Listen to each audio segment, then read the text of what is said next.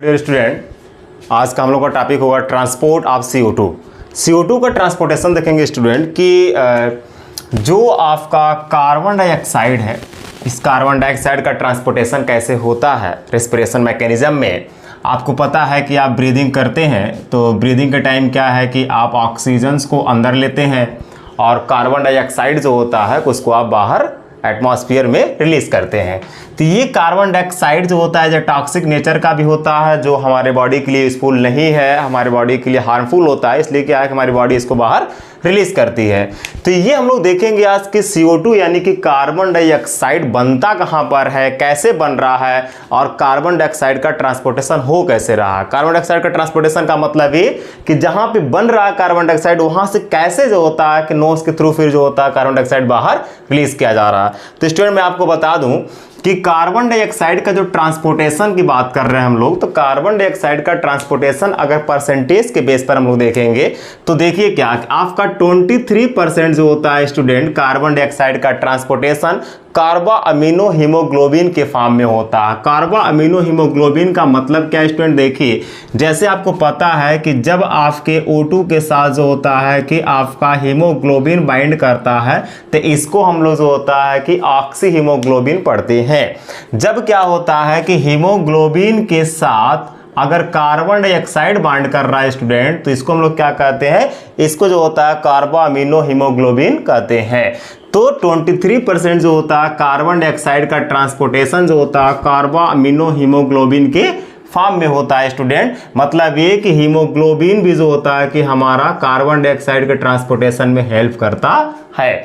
उसके बाद देखिए स्टूडेंट मैक्सिमम जो होता है आपका 70% जो होता है कार्बन डाइऑक्साइड का ट्रांसपोर्टेशन हमारा जो होता है बाइकार्बोनेट आयन के फॉर्म में होता है। किस फॉर्म में होता है स्टूडेंट, बाइकार्बोनेट के आयन के फॉर्म में होता है। बाइकार्बोनेट आयन जो होता है कि प्लाज्मा में होता है बाइकार्बोनेट आयन का, उसके थ्रू ट्रांसपोर्टेशन होगा। अभी हम लोग देखेंगे स्टूडेंट पूरा डिटेल।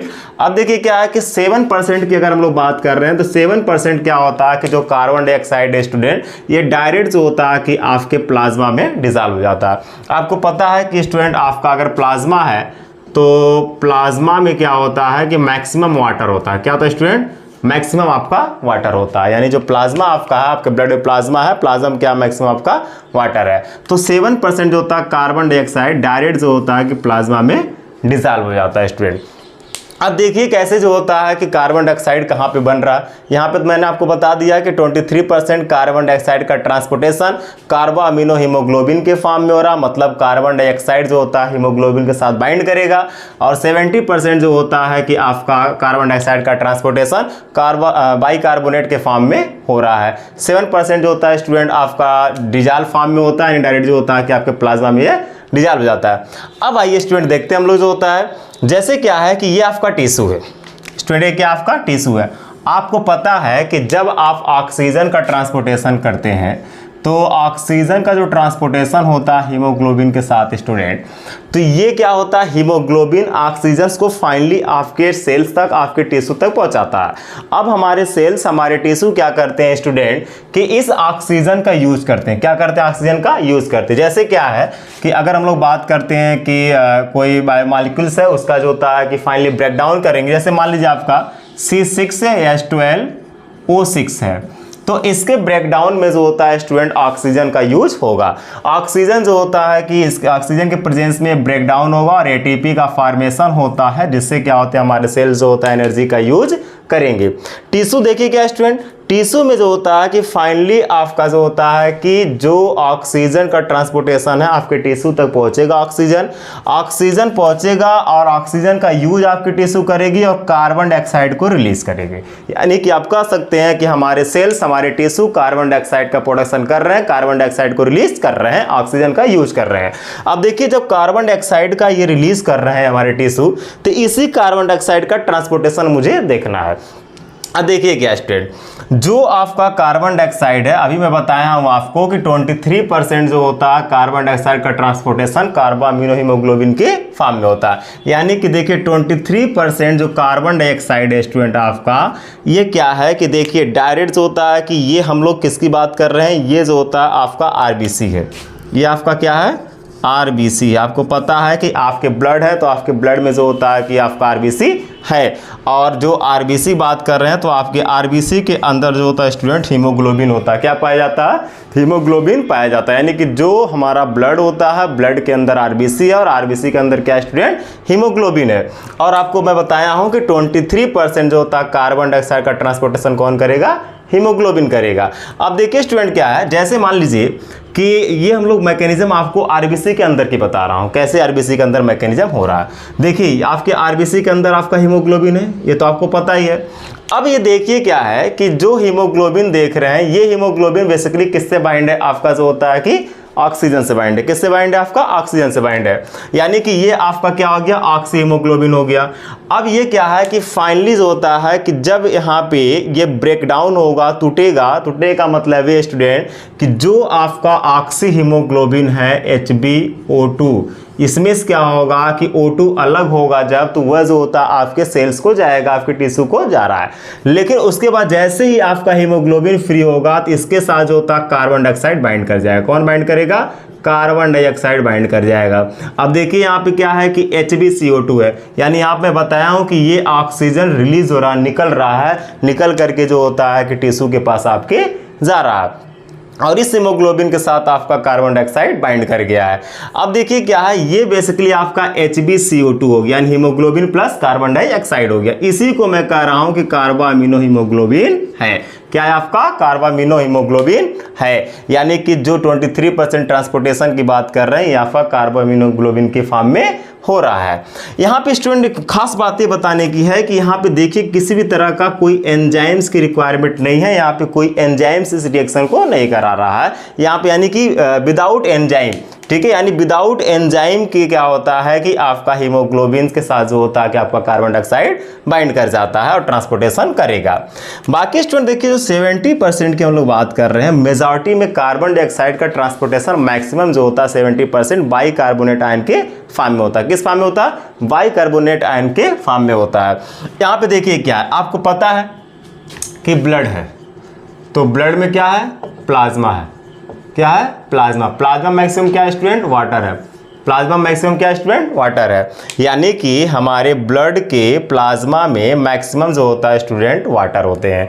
अब देखिए क्या है कि जो कार्बन डाइऑक्साइड हमारा टिश्यू रिलीज किया है, ये कार्बन डाइऑक्साइड के साथ जो होता है कि आपका जो H2O है, ये H2O बाइंड कर जा रहा है। यानी कि हमारा कार्बन डाइऑक्साइड स्टूडेंट जो होता है वाटर के साथ रिएक्ट कर रहा है, वाटर के साथ रिएक्ट करता है। और ये मैकेनिज्म आपका कार्बोनिक एनहाइड्रेज एंजाइम की प्रेजेंस में होता है। किसके प्रेजेंस में होता है? कार्बोनिक एनहाइड्रेज एंजाइम के प्रेजेंस में होता है।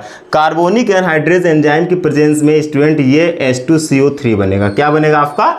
H2CO3 बनेगा। फिर कार्बोनिक एनहाइड्रेज एंजाइम ही H2CO3 को स्टूडेंट क्या करता है कि आपका हाइड्रोजन आयन प्लस आपका जो होता है SCO3 में चेंज कर दे रहा है। ठीक है, जो आपका क्या है? फाइनली आपका बाइकार्बोनेट है। अब देखिए क्या है अब ये आपका देखिए क्या है कि जो आप देख रहे हैं कि ये H2CO3 है और इसी H2CO3 को कार्बोनिक एनहाइड्रेज एंजाइम क्या करता है? फिर हाइड्रोजन आयन प्लस SCO3 में चेंज करता है स्टूडेंट। तो यहाँ पे क्या होगा? SCO3 का लेवल अब इस आरबीसी के अंदर बढ़ रहा है।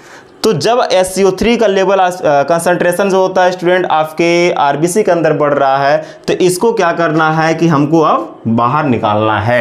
अगर हाइड्रोजन आयन कंसंट्रेशन बढ़ेगा तो मीडियम एसिडिक होने लगेगा। कैसा स्टूडेंट होगा? मीडियम होगा एसिडिक होगा। मीडियम जब एसिडिक होगा तब भी क्या होगा कि पीएच जो होता है कि यानी कि डिक्रीज कर जाएगा। पीएच क्या हो जाएगा? डिक्रीज कर जाएगा।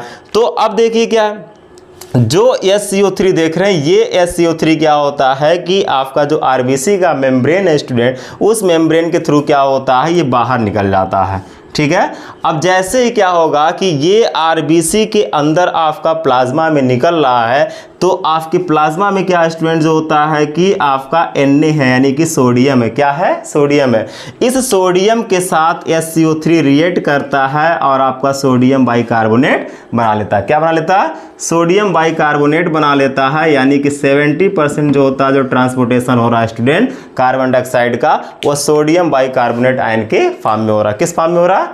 सोडियम बाइकार्बोनेट आयन के फॉर्म में हो रहा है।